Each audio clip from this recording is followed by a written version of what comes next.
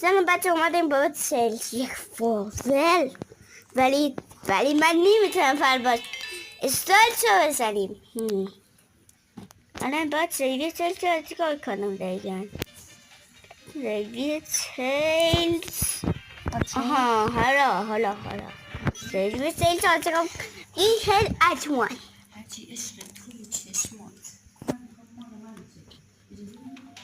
الان دویزه این هل اتوان الان دیگه من نمیخوام اولی کار بگاتم منو اکمرن الان تمیس خوبی زدم آقا الان سوالتم هم سالیه الان دیگه تونم هم خیلی شد